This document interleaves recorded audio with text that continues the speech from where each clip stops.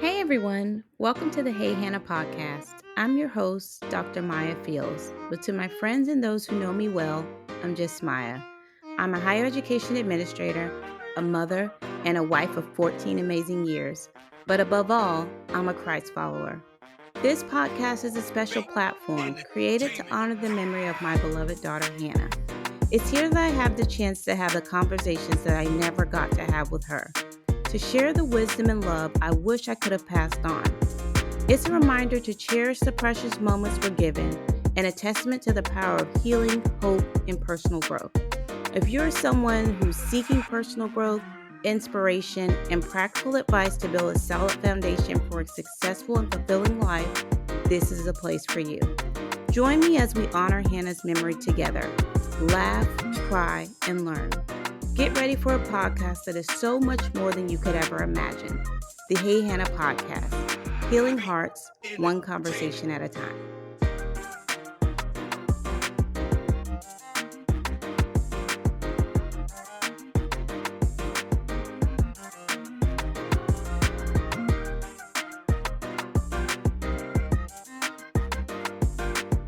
Back, everyone, to another episode of the Hey Hannah podcast. We have a special guest today, Jess Eastman Stewart, and she is going to help us definitely get organized professionally and at home. And I figure, I'm very excited because we can all use this information. So it's good to hear from an expert in her area. She has online and in-person workshops and courses to help, leaders get organized, as well as us everyday people who are just at home and trying to figure out, like, how do I iron out some of these kinks so I can be a little bit more productive, which I'm sure we all can use. I definitely can. She's been featured in Forbes and mom.com. She offers a bunch of helpful daily tips if you're following her on her social media handles. And we will get that information from her today and make sure we include it in the notes because we do need all those tips as well. So, Jess, we are excited to have you here. You are our organization expert, and I just love, first of all, let me just start here, that you have really immersed yourself in a gift of organization. And a lot of people I find sometimes like they find it hard to amplify their gifts because sometimes they downplay it because they feel like it's a normal thing. But if you have a skill like organization, everyone doesn't possess that. So when we have someone who's great in that area and they can come and share about it, it's always a plus. So if you are listening out there and you have some skills that you feel like, oh, I don't know if everybody needs it. We do. So make sure that you're amplifying yourself as well. So Jess, tell us a little bit about how did you get into organizing and being a professional organizer? Yeah. So I totally agree with what you just said. That, we all are bringing our different skill sets, and it's easy to downplay them because when For you're sure. great at something, it's easy to feel like it must be easy for everybody else. Yes. But that is not the case. So creating like systems at home and at work, that comes easy to me. But let me tell you that I still use the GPS to take my children to school. Like, getting around is not my jam. I can't even imagine somebody who just knows where to go all the time. Or you know how like on TV shows, they'll be like, I'm going north on this street, I know. or something. I'm like, I can't even imagine having a brain that would be able to do that. So, I know. we all have our strengths. But it's easy to downplay them again, because you're like, this is so easy. Doesn't everybody do this? But the reality is, like, we all have our little areas of genius. Yeah. And, that's just not, I mean, like, I couldn't compose music. I'm not Lin-Manuel Miranda. And I'm like, how is it amazing that in this Hamilton show, like, all these songs connect throughout the whole thing? Like, I bet that actually comes kind of naturally to him. And like, Yeah. I could literally never do that. So Right. yes, anyway, I totally agree. So I think, I have always been the kind of person who loves sharing what I'm trying with Mhm. other people. I love that. And, creating little systems for home, for work have always been come easy to me and enabled me to, I think we all have different paths to success. And I think For for sure. me, staying organized has been one of the keys to my success. And so I love the opportunity to share that with other people, because I mean, I think at the end of the day, I want people to feel more joyful Mhm. and less stressed, and I think we all deserve that. I want that for everybody. And so I think being organized is one of the things that can help that be true. For sure. I absolutely agree with that. Especially when you think about a lot of times when you're stressed about something or you're just feeling anxious about a situation, it's because you don't necessarily know what's coming next. And I feel like that's a part of what organization provides for you. If I'm organized, if I'm planning my day, I know what's next. So my brain can like process and prepare for that, and it just makes it a little bit easier to kind of take some of the extra pressure off. I've talked about my boys a ton, so anyone listening, you already heard about him. But my 4-year-old, so it makes me think about him. He we went through the three-nager stage and now he's 4, but they have like they're coming into their independence and they have their own personalities. So there is a point to this. So, he would become frustrated when he's playing with toys and I'm like, "Hey, we got to stop. It's time to do this. You need to get your jacket. You need to go. We gotta hurry up, speed it up." And so I was speaking to his teacher. I'm like, "Hey, what can I do? How can we figure some of this out? Because I feel like he's flipping out about putting Legos up, and this And is being not the done. end of the world. Like we got other Right. stuff to do." And so she said, the best thing you can do for children, especially at that age, is have a system because they know what to expect next. So if they know, like, hey, we get dressed in the morning, we brush our teeth, we put on our clothes, and we have 15 minutes of time that we get to play with the Legos. The more you do it, the more repetition, the more you incorporate that schedule for them, it decreases in their abrupt reaction, which it appears to us as adults when it's time to change things because now they know, like, hey, I know I got this time coming up, that I'm going to get to play a little bit. So, this is what we do now. I don't have to be so upset about it. So it's a process. Don't think like put the system in place today and your kids are going to be like Mary Poppins is here tomorrow. That's not going to happen. But I just wanted to share that little tidbit too. It made me think about it. We Yeah. were talking about organization and with kids too. It's so beneficial. It really is. I mean, imagine being a kid and having so little control over your day and what's Right. about to happen. People just take you places and decide what you're going to do, and you have very little control over it. And so that those routines can really help. And I think they Yeah. help adults too, but routines for our kids are absolutely critical. I Yeah. think one of our most important is, well, we have a kind of a morning routine and an evening routine, and those Mhm. getting those in place and then revisiting and like tweaking them as things change. I mean, like Yeah. kids grow, seasons change. Now we have soccer practice, like things change. So they need to be revisited. But, in the morning, right now, we have what we call our morning six. Mhm. And the kids need to get their morning six done by 8 a.m., which is when we need Okay. to leave for school. And it's like, it's a list. It's on the wall, and they need to get themselves dressed. They need to put on sunscreen. They need to get a water bottle. They need to get their shoes on. They need to eat something for breakfast. And we've specifically made sure we have things that are like easily accessible for their Yeah. age to actually get themselves breakfast, which is amazing now that I have kids who are that's capable of. They can get themselves cereal or yogurt or warm up like a frozen breakfast sandwich. For sure. And then they've got to brush their teeth. And so throughout the morning, we've got that language. Like, I don't have to be saying like, hey, get your shoes. Hey, get your water bottle. Did you do this? I just say, hey, how's the morning six going? And they're like, I've got 3 things done. I'm like, excellent. High five. Go get the other 3 done. Um, and it creates that they just know what's happening and what the clear expectation is. Yeah. And then when we get home in the evening, we at some point we were like so frustrated because our kids would just like drop their bag on the floor. Yeah. So we were like, okay, got to make a place for the bag. That's getting on our nerves. So then we were like, okay, and we got to invest in it for a little while, reminding them like, Yeah. hey, when we're about to leave the car, when we leave the car, what are you about to do? Yeah, that's right. You about to put your bag on the hook. That's right. Let's go do it. Great job. High five. Um, and then later on, we said, okay, that's actually pretty solid. So let's add a chore right after that. And then we Yeah. don't have to remember it. We know that it's coming right after that.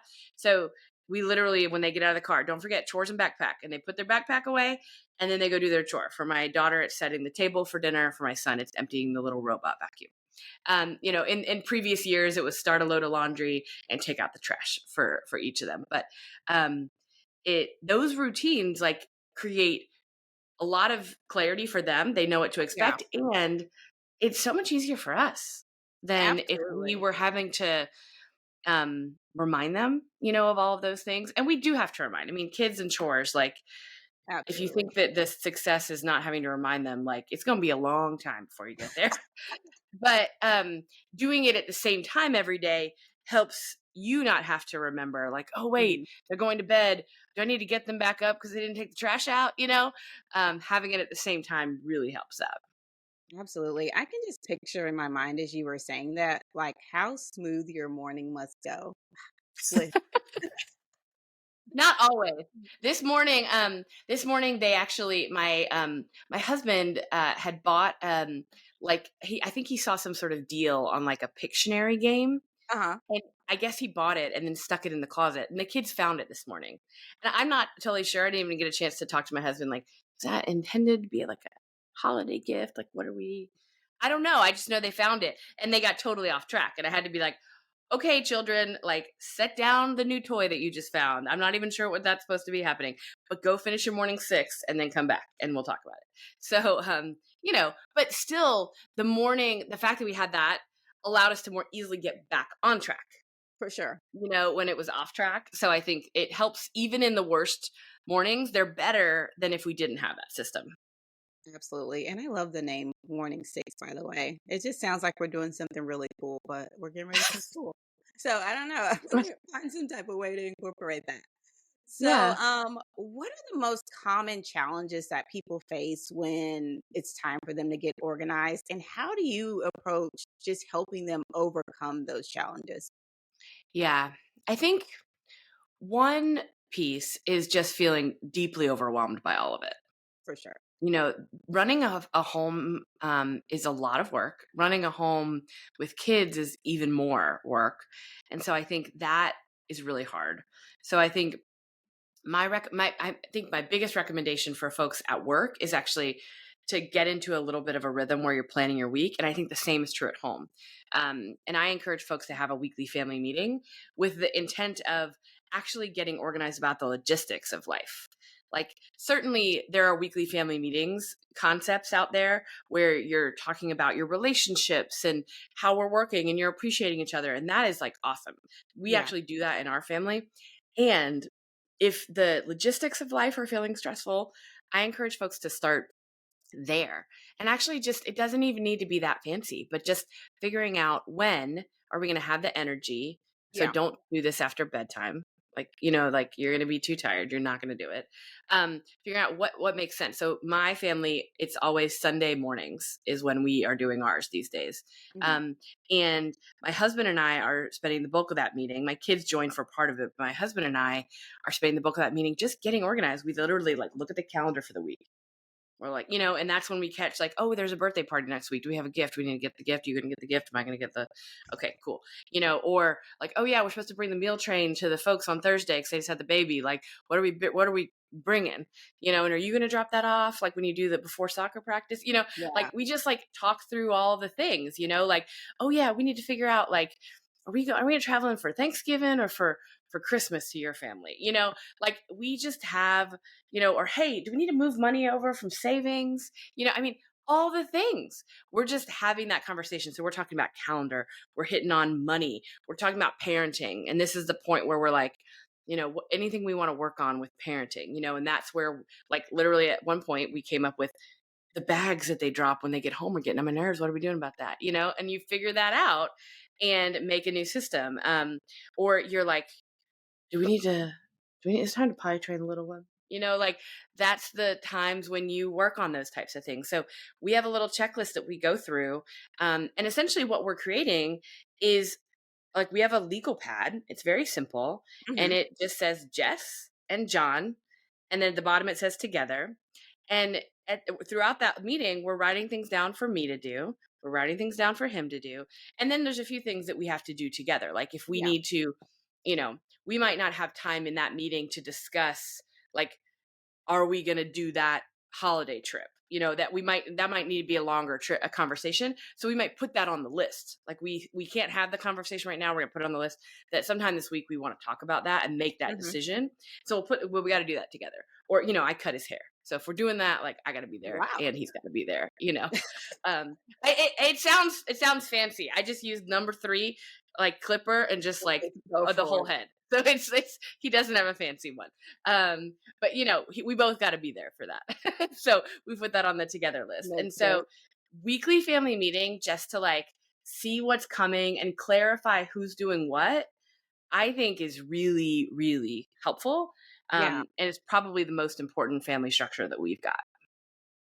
I love that. It's very simple. Like we all have some paper and a pen at home. It's Yeah, just, it sounds like, setting aside the time and really, writing out what you have to get done. And it just sounds doable, which I love because a lot of times we feel like, oh, I'm so busy. I can't put this super fancy system in place. But it really sounds like just from hearing you talk, like this is actually doable. And so I, yeah, I love that it's something that seems very manageable to incorporate. And ultimately offer a ton of benefits just in a totally. lot of different areas. Your kids, your marriage, your house, all Right. kinds of stuff. And yeah, and my kids like it because they get to be on screens during this time because we can't be bothered. Like, so Yes. they like it. They're like, "You gonna do your meeting now?" Is it And that? we're like, because they're ready for some YouTube Kids. Um, and but I actually have talked about this strategy with like probably hundreds of people over the years, Yeah. and there are people who actually, if they've got flexible jobs, do it during the workday. They like have it Oh, on the calendar. They're like yeah. Thursday at 3, and they like get on Zoom across the town with their spouse and they're like, okay, let's figure this out, Yes. and they are able to make that work and it works great for them. So you Yeah, can also be creative about when it happens. Um, I even think like for single parents, like this could be really helpful. Just any of the adults in the house, even if there's just one, just getting organized about like what's going on this week, what needs to happen, and taking time to reflect, but also just get all that out of your head into for a sure. place, I think is really helpful. Awesome. Now we've talked a little bit about the organization of like your time and your tasks. Do you ever have to, when you're working with a client, get over into the organization of like space? Oh, So yeah. like office space, home space. Do you ever have to touch that area so they can even move forward with time? Totally. Yeah. I mean, I hear questions about this all the time. And I think the key is to do things in small parts. So Yeah. it can feel really tempting to just think that if my house is not organized, and the way to get it organized is I need to spend like 2 full days making a huge mess like a TV Yeah. show and like dumping everything out on the lawn or something. And that is, if you've got the energy for that, that could be awesome. Like, I'm not, Yeah. no shade at all to that idea. And it's not particularly realistic for most of us to find that amount of time and that amount of energy. Like you're going to burn out after like an hour and be like, why, what did I do? I hate this already. So my recommendation is to actually, you could even do it in your weekly family meeting, right? Like say like, what is one area that if it was more organized, it would feel better for us every day? Ah. And pick that area. And I recommend it's something that you deal with early in the day because that like Mhm. really sets a good tone. So it could be your closet, it could be your bathroom, it could be your kitchen. And even get more specific than that, right? Like when you're talking kitchen, like, the kitchen counter, Yeah. or the cabinets above the stove, like getting really specific. and just do that micro project, and depending on how big the space is, it might take you 10 minutes, it might take you an hour, but pick something small and say, okay, let me just get everything out, get rid of some things, and put Yeah. everything back in a way that makes sense. Maybe there's a little bit of cleaning in there, wiping things down while you're there, but that will immediately make a difference. Then you ask the question again, what is the next place? And you don't need to do a thing every day. You're going to Yeah. lose energy for that too. But like, what if you just said, every Sunday, we're going to pick a place and we're going to get it organized and we're going to spend 10 to 60 minutes organizing something? Like, you'll start to feel that difference, Yeah. and be able to make progress right away. So I think, like, trying not to, you know, bite off too much is, I think, a really big key when it comes to getting organized in your physical space. I like that. What can we do today, or what area can we organize to make our lives better? That's a I like that. It's simple, but Yeah. it works for sure. Yeah. It really does. So we're working on I don't know if I'm necessarily working on organization, but I probably say working on decluttering because I've been like having this yard sale for the past 6 years. Uh, maybe more. I don't know. But I'm always like, yeah, we're gonna have a yard sale and get rid of the stuff. And the stuff is just kind of piling because Right. we always have something going on. Totally. So this weekend, we were able to start. Like, we only had a couple hours that we were able to commit to the yard sale, but it worked well. But I just felt like, oh, I feel good. We got rid of some big stuff, like Yeah. a water table that is obviously taking up a bunch of space, like a walker, like a baby little sitting vibrator Yeah. type thing, and so it was some big items, and so I was like, yes, we got rid of this stuff, and I just felt like the momentum building, and so I Yes. was like, okay, I'm gonna keep this going. So I was researching, like, how do you sell stuff on Poshmark?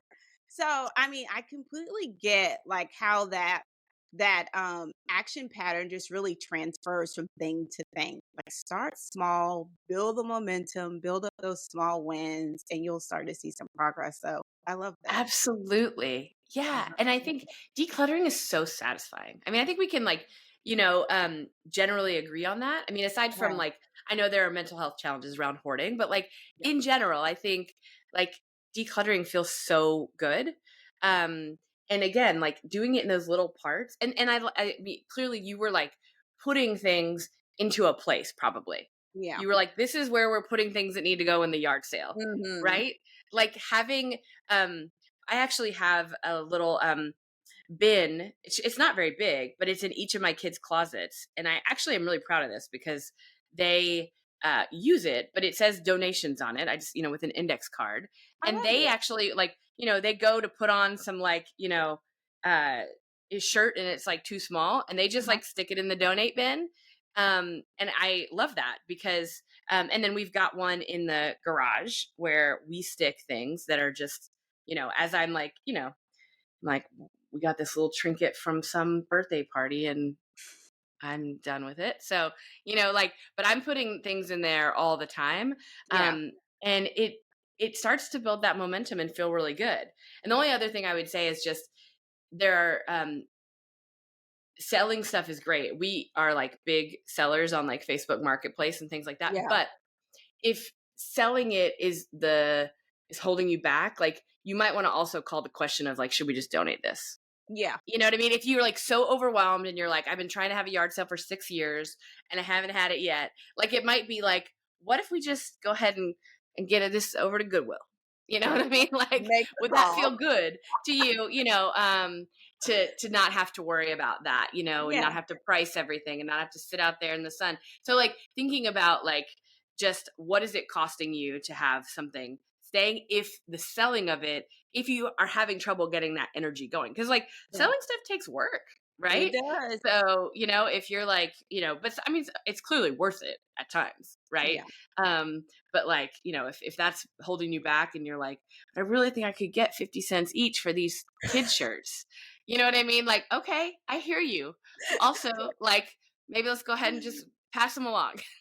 Absolutely. That's hilarious. It's time to make an executive decision. They have Right. to go. Or yeah, and also be realistic about what you're actually going to sell it for. Yeah. I have some lovely family members in my life who they're like, I paid $80 for those shoes, so they should probably sell for 75. And I'm like, I don't think Don't so. work Probably like not. that. Probably not. That's hilarious.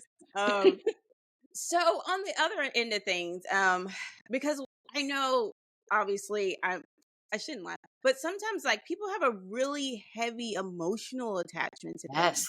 So like how do you address the emotional attachment that people have sometimes when it comes to their belongings, because it's like you're getting rid of stuff and like every little thing is like, no, I had this in kindergarten, no, this is from preschool, and the emotional attachment just won't let them let go of anything. Like how do you handle that so they can get a Totally. handle on life? It's really hard. I think some of the strategies that have worked for me in the past is taking a picture so that I can remember that thing, and the memory can come from the picture, not the item itself. So that's one thing. I think like, you know, imagining that thing being enjoyed by the next person can be really Hmm. good. And so sometimes giving it to someone that can actually be helpful. So I've done that actually with some of our like kids clothing. Like Yeah. I wanted to keep some cute little things that they wore, but I don't need like 14 things, at that from that stage. And so, but I'm like, but it's so cute, and there's something about just like dropping it off at Salvation Army that's hard for me. So I'm like, I have a place. It's actually, I have a section for gifts, Uh-huh. and I keep them in there. And then, every once in a while, somebody I know is like, um, oh, they have a toddler and they're like, coming by or something. I'm like, oh, hey, actually, can I pass this adorable outfit on to you? And the idea that like they're going to wear it helps me get it. So I think like who might enjoy that furniture or that clothing or that thing, and sometimes passing it along to someone can make it easier, so that's another Yeah. strategy. Um, but it is tricky. Um, and so, and if folks are worried, like, but I might need this, I think that's another big mindset thing is like, I might Yeah. need this. And the answer is, you might. It's true. So there might be a time when your kid is like, well, if we just had a red headband, it would be the thing I need to finish this costume that I need for school. And you're like, well, I got rid of the red headband. I shouldn't have done that. And let me tell you, that's not the lesson to take away. Because in order to have the red headband when you needed it, you need to keep like 200 other items because they all weren't needed. Like, Yeah. let's say you decluttered, right? And so, like, if you declutter and then you find out in 2 years, man, it would have been really good if we'd kept that duffel bag. We would have used it right now. Like, the lesson is not, I shouldn't declutter. Yeah. Because think about the fact that there are hundreds of things probably that you did get rid of that you never needed again. And the only way to, I mean, so the upside to getting rid of all that stuff, even if every once in a while you're like, would have been cool if we'd kept that. Ah, well, like go get another duffel bag. It's going to be all right. You know what I mean? So that's another big blocker I find for folks is just, I might need it someday. Yeah. Um, and like it's a funny story, but I was helping my mom get decluttered, and I was helping her with a drawer that was like full of Tupperware, and in there was a like baby bottle Yeah. from like when my kids were visiting, Ah, and like a pump bottle and like a little like nipple for the bottle, and I was like, I put it in the like we can pass this on yeah. stack, and she was like, we can't do that. What if like somebody comes with a baby and they need a bottle? I was like, they're probably going to bring the bottle with them if they need that. She's like, well, what if like a baby deer or something like comes and we need to like feed it? And I was like, I've never seen a deer in this neighborhood. You've lived here for like 20 years. She's like, me neither, but you never know. And I was like, Mom. So anyway, it's like, it's funny. People are like, I might need that, and I'm like, do you need 3 irons? How often are you ironing clothes? Okay, probably not that often. And you definitely don't need 3 of these. What if one Yeah, breaks? Well, we could just go get another iron. They're not that expensive. So we don't need to hold on to these 3 for the next 20 years. But it is tricky, and folks have lots of emotion. So I yeah. don't think there's like a perfect answer. But I think starting small and celebrating that is like a way to go. It's just so hard to get rid of my stuff. I need Hmm. all 60 pairs of shoes. I Uh, know. I mean, what if I get a special outfit and That's I have right. the shoes to go with it already, and now they're gone. Exactly. I get Exactly. it. I get it. So I feel like minimalism has gained a lot of popularity over recent years, like the wardrobe capsules, just get like 10 gray shirts, keep putting them on, Yeah. that type of thing. And just really like living on less. How can that just, I just want to get your thoughts and how you feel like that can benefit individuals and even organizations, just their overall well being and productivity. Oh yeah. Having less is great. Whether it's like less stuff to do, less systems to use, less like, ways to communicate with each other, right? Like if a team is like, we use Google Chat and Slack and email and text and like I'm like, could we maybe cut one or two of those out? Yeah. Less is generally better, I think, for getting things done. I think when it comes to items, I don't think that less is like inherently always better. Hmm. And what I mean by that is if having a lot of something is not really causing problems, but it is creating joy, I think that's okay. Okay. I'll give an example. I have a lot of earrings. I really like earrings. I love big earrings. I have a lot of them. I have them for every holiday. Like it's a little silly to have like earrings that are like just for like a 1 day holiday. But I get so much joy out of these earrings. They don't take up that much Yeah. space and like they're not causing any trouble. So I think it's okay. Like they're they hang in a place. They're not like a big old mess. Like, so like they aren't causing trouble. Now, that doesn't mean that um, there aren't things that can cause trouble when there's too many of them, right? Like if you have too many clothes, you can like not even fit them on your on Yeah. the racks, and that can get really stressful, and when I've like decluttered my clothes, for example, I like feel so much better. Oh, I'm like, yeah. "Oh my gosh, I You actually can like find all of the things. clothes that are Yeah. hanging up here," and it feels really good, when like or another example is like coffee mugs. Like, I'm a tea drinker, so I like a good mug, but I Yeah. don't need like 13 mugs, like I just don't. And so being able to, but then again, like maybe somebody does love having 13 mugs and they have space and it doesn't feel cluttered. And so maybe that works for them. But for me, like just curating down to like 3 or 4 and looking Yeah. in my closet and in my cabinet that isn't now cluttered and they're not like stacked on top of each other. And I just have 4 beautiful mugs that I really like I love it. You know what I mean? So I think figuring out like what do I need to declutter and For what sure. is okay to have a lot of, like my kids have a lot of Legos. But they love Legos and they're not causing a problem, like Yeah. occasionally we got to like clean them up, and like all of that, but like we figured out some systems, they're in some bins and it's fine. So like that is fun and it's not a Yeah. problem right now. But there have been times in the past where like, we've just got too many toys and it's Yeah. totally overwhelming. And, I find that kids actually play less independently when there's so many toys and they're so overwhelmed, like I think Mhm. a few small amount of toys is really actually better, sets them up. So I think you got to call the question on like, is less better in this situation? I think that often it is, but I also think it's okay to be a little extra in a few places. You know what I mean? Like if it's not causing trouble and you love it and it creates joy, like have your elephant figurines or whatever you need. You know what I mean? If that is Yeah. like making you smile all the time and not causing trouble, then go for it. I love that. I mean, there really are just small, simple things sometimes that could just put a smile on our face. So I completely agree with that. I love the Starbucks cups. I don't know if you really Oh get yeah. it. Yeah, so I mean they're great. And Starbucks has this marketing down to a science because they keep releasing these cups like every couple months. I There's something know. and they're always just so cute. Like They're so cute. there's one, I and know. I can put the lid on, I can throw it in my bag, it doesn't spill.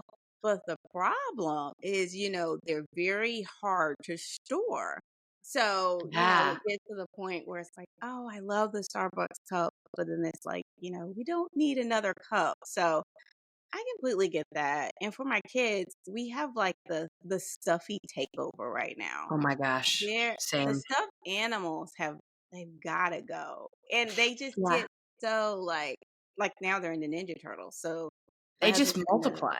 exactly. He took them to Build-A-Bear and came back with Ninja Turtle stuffies. I'm like, we can't take any more stuffies. We have to find some type of way to get rid of them, organize them. So I completely get that. It's easy when Yeah. you have the cute stuff just to pile it on, and then it's like running you out of the house because you have no space.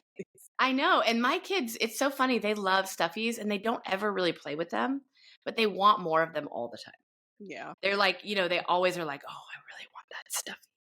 And I'm like, you're gonna not do anything with it once you get it. And I know Yeah. some kids really like a stuffy and they'll play with it a lot. My kids don't. For some reason they want them, they don't want to play with them. So yeah, we actually have like, you know, in I think with kids, there's a time to do the declutter while they're not around, Yeah.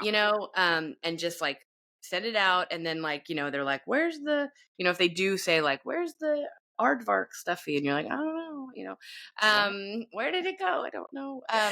But I actually, when I can, try to include them in the decluttering because I Yeah. think it helps build those skills. So, I will say, for example, like, okay, we need to get rid of some stuffies. So your Mhm. mission is go find a stuffy that you're ready to give to another child. Go. And then like they go run, find one, bring it. I'm like, okay, go find one more. Go. And then like we'll do that until like it starts getting hard. And Yeah. then, we've at least made some progress and they've got to be a part of it. I think that can be really helpful. Or, at one point I remember doing this with my daughter, bath toys, and I just put like two little bins out and I was like, okay, this bin is for keep and this bin is for give to another child, and like she did the sorting herself because, we had this size container and it was like overflowing and I was like, Yeah. we don't need, this is a fine size container for bath toys. Like we're never going to play with too many that are Yeah. overflowing. So yeah, so I like getting the kids involved in that when I can. And sometimes it's overwhelming for them and like, it can be Absolutely. hard for them. So I think doing it with them and for them can help build that skill. But sometimes you just got to take things in the cover of night, and pass them along. That's true. Hold on to that advice for when you need it, people, because it's going to come a time. So I when peeking around your website, one thing that I really loved is you do have the workshops and the classes and things like that, but you also offer a ton of free resources as well for individuals just to like incorporate one small thing at a time just to make their life flow just a little bit better. So let me ask you this about the workshops, the classes, and all of those things. When we're talking about just everyday individuals, working parents, adults, when they come to you, what can you offer? What type of class or session that they can jump into and like, yeah, this is where you start and you're going to definitely see an improvement in your life by jumping in here. It's, going to benefit you the most. Yeah, I think a key place to start is I have a strategy called the daily list and the weekly list. And this Okay. is just about getting clear on a couple of things you need to do in a given day in your house and figuring out how that's going to happen to keep things together, right? Yeah. Like so for example, like for a lot of people dishes would be on that list. Like Mhm. if we could just get the dishes from the day like processed and whatever that means for us, like that will be great. You know what I mean? What is usually not on people's daily list is like, wash the sheets. Like you probably don't need to do that every day. I mean, maybe Yeah. somebody has that situation, but most likely you don't. So there's a free resource on my website about the daily and weekly list. And I think that's a Okay. huge, great one to start with. And then, I've got some resources for, small amounts of dollars for like weekly family meetings and all sorts of other things to get folks organized. I also have one of my most popular is actually a course that takes about an hour, and it's get your email under control because Ooh, people email is so overwhelming. So It whether it's is. like at work or at home, like personal or professional email, like getting that under control often really helps people feel better. So that's another really popular one that a lot of people are getting. But the free resources, which people can get at jessicaeastmanstewart.com/freebies. There's a lot of really good ones. Another one, if folks are leading meetings at work, that's really popular is I have a 14-page list of meeting icebreaker questions, because I I've like been that. collecting meeting icebreaker questions for like over a decade in a Google Doc for myself. And about a year ago, I decided, let me just like share this with the world. So That's anyway, smart. you can have that for free. And that is really helpful for anybody who's planning meetings or, church gatherings or really anything where you want Yeah. to like have some sort of question to bring a group together. I think it can be really helpful. That sounds really cool. I love the email one because I feel like I clear my email out and before you know it, it's back to like 602. And it's That's like right. I never deleted an email. So yeah, that's definitely top of my list. How to clear out this email. So Jess, we've had a good time chatting with you. This has been really fun. I feel like you were just dropping gems left and right. So if you didn't have a pen, you probably want to watch this or listen to it again because there was a lot of good stuff for sure. So tell us, how can we find you? You said your website. If you can tell us your website again, your social media handles, how Yep. can we get in contact with So my website is jessicaeastmanstewart.com. And if you go to /freebies, you can find all the free stuff. /everything will give you all the stuff that is free plus paid. And I have a popular email newsletter that folks seem to really like. It's called the Friday Five, and I just share 5 tips a week. Whether it's like something I just got on Amazon that I'm really liking, like I just got a thing, I'm going to put it in there. It's like catches flies in my, you? like, I love it so much. Anyway, so I put little things like that in my email newsletter. So I enjoy writing that. So folks can sign up for that if they want. And then on Instagram, I'm at Joyfully Managed Family. And folks can find me there. And then on LinkedIn is the other place I'm active, which is Jessica Eastman Stewart. Got it. And we will definitely include this in the notes so that way you can easily just link right up to Jess if you're interested in doing so. So we end every episode with the same question. So we are all waiting to hear. I know you're going to have a good one for us. What's the best piece of advice that you've ever received? Oh my gosh. I think probably just that sleep makes it better. And I think that that's like, it's like the answer to like almost anything. Yeah. Like, and I think it's something that you have to learn, you have to experience yourself, and then you realize like that's totally true. Like Yeah. everything seems problems always seem worse at nighttime for some reason. Mhm. And then if you can figure out how to get a good night's sleep, that makes almost anything that you're dealing with better. And I know that getting a good night's sleep is not always easy, Yeah. right? Like that's not just a simple thing for all of us. And investing in sleep is one of the best things you can do to improve just about anything in your life. So if you're thinking like, oh, I need to get more organized and I need to get exercise more and eat better and, do this thing with my career and get better sleep and blah, blah, blah. Like often I would suggest to folks like start with the sleep. Yeah. That's a good little tidbit. And we all can do that. That's doable. It's manageable. Jess, it has been great. Thank you so much for taking the time to join us. And I forgot to mention this at the beginning, but Oh Jess is yeah. a fellow Auburn alumnus. So, War War Eagles to Eagle. her. This is a War Eagle platform. So it's been definitely great having her join us here. Thank you so much, everyone, for taking the time to listen in. I hope you learned a ton because I sure did. And until next time, take care. And that's it. I'm out of here. Thank you so much for joining us on this episode of the Hey Hannah podcast.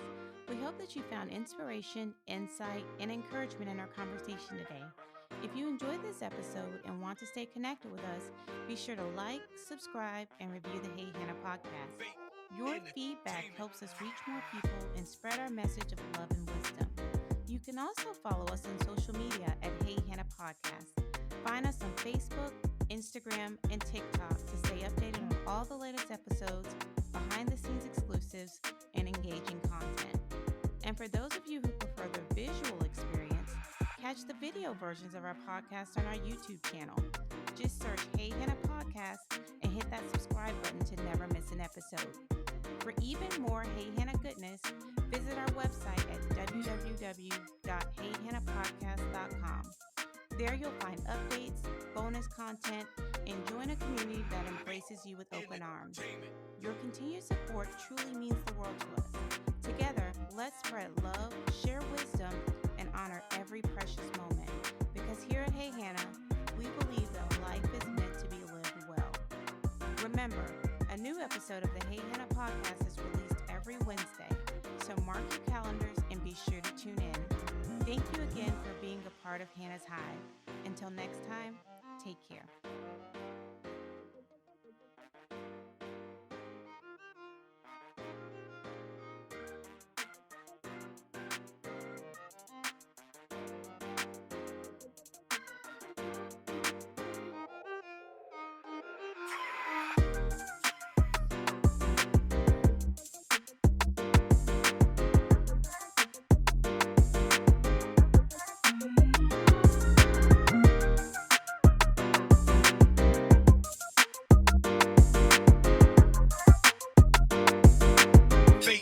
Entertainment.